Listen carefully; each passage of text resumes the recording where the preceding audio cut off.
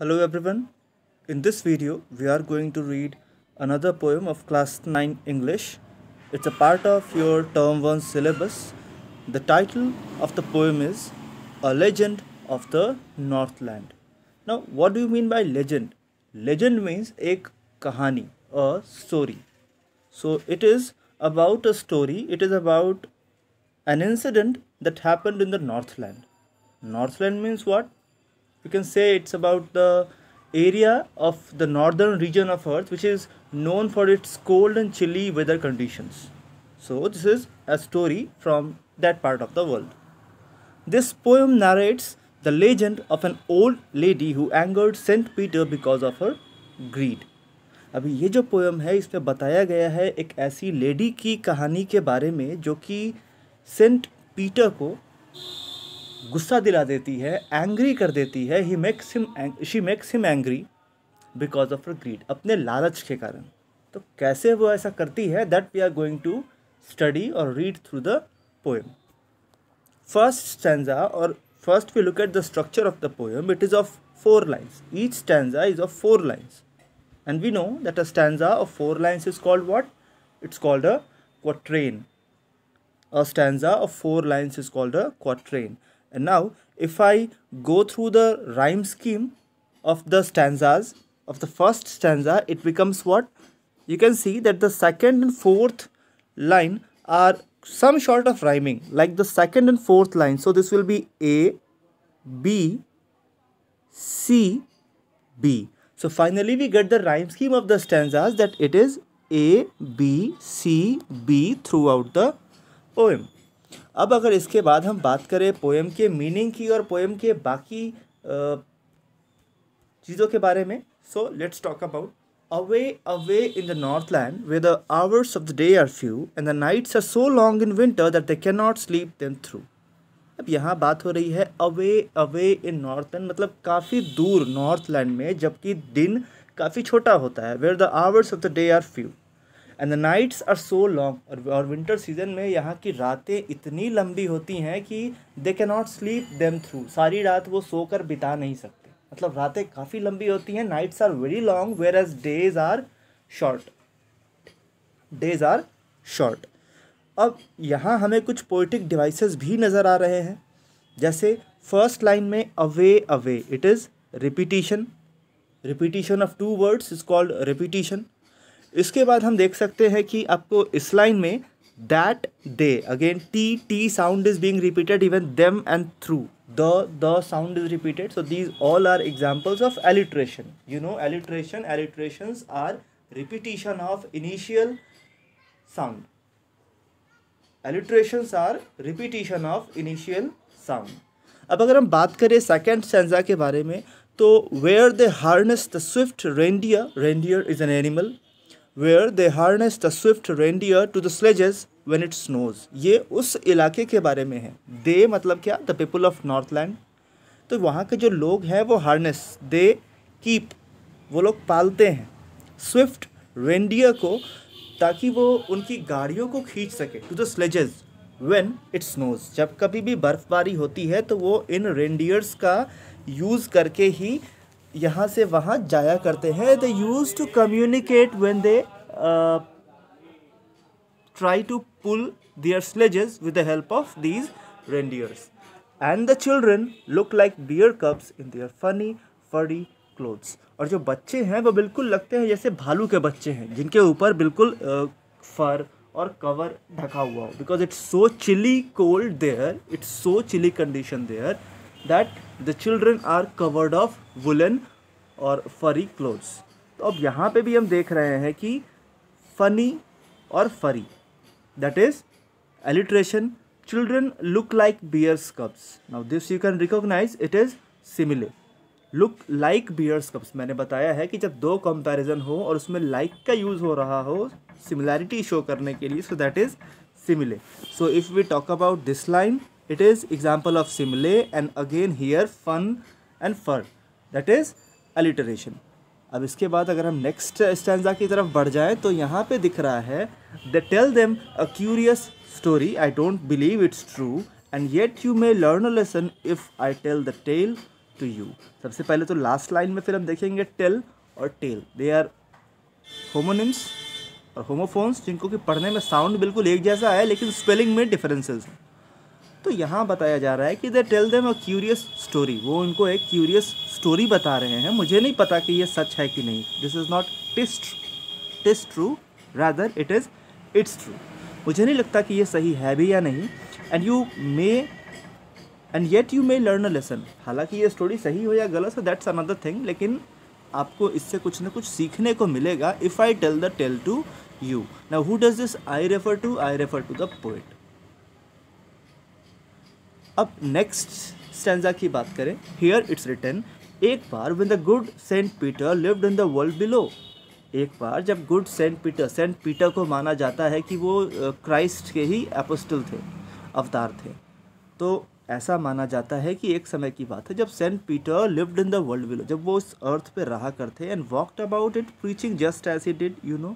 और फिर वो अर्थ पे रहा करते और प्रीच मतलब उपदेश देना, सरमन्स देना, तो वो यहाँ वहाँ घूमते और लोगों को उपदेश और सरमन्स दिया करते। He came to the door of a cottage and traveling round the earth where a little woman was making cakes and baking them on the hearth. तो वो आते हैं एक कॉटेज के दरवाजे पर जब वो घूम रहे थे, जहाँ पर एक लिटिल वुमेन, एक छोटी सी महिला, कम हाइट की महिला केक्स बना रही थी और उनको हर्थ मतलब हम लोग कहते हैं ना जिसको फर्नेस लाइक, तो हर्थ मतलब चूल्हे पे वो केक बेक कर रही थी। And being faint with fasting, for the day was almost done, he asked her for the store of cakes to give him a single one. अब क्योंकि जो ये सेंट पीटर हैं वो दिन भर भूखे थे, फास्टिंग थे, उन्होंने समझो कि व्रत रख रखा था, उनके पास खाने को कुछ भी नहीं था और दिन ऑलमोस्ट ख़त्म होने को था और रातें बिकॉज काफ़ी लंबी होती थी तो उनको कुछ ना कुछ तो खाने को चाहिए था। उन्होंने उससे पूछा, he asked her, he means Saint Peter, her means that little women, from the store of cakes. उन्होंने पूछा कि क्या तुम्हारे पास इन केक स्टोर में से एक भी केक देने को है, to give him a single one. अब उस महिला का क्या रिप्लाई होता है, what was the reply of the lady, let's see. So she made a very little cake, उसने एक बहुत छोटा सा केक बनाया, बट एज इट बेकिंग ले, लेकिन जैसे ही वो बेक हुआ, शी लुक्ड एट इट, उसने इसकी तरफ देखा, and thought it seem too large to give away. जैसे ही उसका केक तैयार हो गया, उसने इसकी तरफ देखा तो उसे लगा कि ये तो शेयर करने के लिए काफ़ी बड़ा है, Y should I share such a big cake with any stranger. वो सेंट पीटर को पहचान नहीं पाई और वो ये सोचने लगी कि भला इतना बड़ा केक मैं किसी को दान में क्यों दे दूँ, why should I donate such large cake to anyone else. Therefore she kneaded another, kneaded means गूंथना, आपको पता होगा, नीडिंग अ फ्लोर और फ्लावर मतलब आटा गूंथना। So therefore she kneaded another and still a smaller one. तो अभी भी उसने एक और केक बनाया, आटा गूथा, ताकि छोटा सा केक बनाया जा सके। But it looked when she turned it over as large as the first had done. लेकिन गजब की बात तो ये है कि जैसे ही उसने उसको पलट कर देखा, दोबारा वो उतना ही बड़ा हो चुका था जैसा कि पिछला वाला था। Then she took a tiny scrap of dough, इस बार उसने काफ़ी छोटा सा हिस्सा आटे का लिया, मैदे का लिया, एंड रोल्ड इट फ्लैट, और इसे फ्लैट बनाया, and baked it thin as a wafer, but she couldn't part with that. उसने अब जो केक बनाया वो बिल्कुल पतला, वेफर्स जैसा था, बिल्कुल पतला सा, पापड़ जैसा, लेकिन ये उसे भी पार्ट नहीं कर पा रही थी, मतलब शेयर नहीं कर पा रही थी सेंट पीटर के साथ। For she said, my cakes that seem too small when I eat of them myself are yet too large to give away, so she put them on the shelf. उसने खुद से कहा, उसने खुद से सोचा कि मेरे केक जो मुझे इतने छोटे लग रहे हैं जब मैं खुद खाने को बैठती हूँ, when I eat of them my self, लेकिन आज ये इतने बड़े क्यों लग रहे हैं किसी को देने के लिए। So she put them on the shelf. Now again you will find she and shelf, sh sound is coming, that is alliteration. इसके बाद अगर हम बात करें नेक्स्ट स्टैंजा की, तो यहाँ भी लिख रहा है, अब good Saint Peter grew angry. अब जो सेंट पीटर थे वो एंग्री हो चुके थे, for he was hungry and फेंट, क्योंकि अब वो भूखे थे और अब वो मूर्छित हो रहे थे। फेंट मतलब उनकी थोड़ी होश जा रही थी, वो बेहोश हो जा रहे थे। And surely such a woman was enough to provoke a saint, और अगर ऐसी कोई लेडी हो इतनी ग्रीडी, इतनी सेल्फिश, तो किसी भी सेंट को गुस्सा आ जाना था। तो surely such a woman was enough to provoke a saint. Provoke मतलब किसी को बार बार पिन करना, गुस्सा दिलाना। And he said you are far too selfish, तुम बहुत ज़्यादा सेल्फिश हो to dwell in a human form. Dwell मतलब होता है भटकना, निवास करना। तो तुम काफ़ी सेल्फिश हो एक इंसान के रूप में इस अर्थ पे रहने के लिए। To have both food and shelter and fire to keep you warm. अब तुम्हें ना तो फूड मिलेगा, ना तो खाने को मिलेगा, ना तो शेल्टर, ना तो घर मिलेगा, और ना ही फायर जिससे कि तुम खुद को गर्म रख सको। ना you shall build as the birds do and shall get your scanty food. अब तुमको अपना घर बनाना पड़ेगा जैसे कि बर्ड्स बनाया करती हैं। And shall get your scanty food, और तुमको थोड़ा बहुत खाना जो कुछ भी मिलेगा तुमको उसी पे अपना काम चलाना पड़ेगा। और वो खाना भी तुमको कैसे मिलेगा? By boring and boring all day in the hard dry wood. Dry wood means forest, सूखा जंगल। तुम्हें सूखे जंगलों में रहना पड़ेगा और अपना खाना खोद कर निकालना पड़ेगा। By boring you have to take out your food. Then up she went through the chimney because she was cursed now. तो वो चिमनी से बाहर निकल गई, नेवर स्पीकिंग अ वर्ड। उसके बाद वो कभी बोल नहीं पाई। And out of the top flew a woodpecker for she was change to a bird. अब उस चिमनी से वो बाहर क्या निकला? तो she was turn to a woodpecker.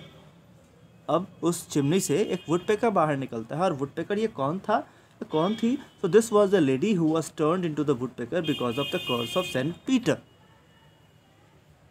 Now it's written she had a scarlet cap on her head. अब उसके सिर पे एक स्कारलेट कैप है, blue colour, and that was left the same.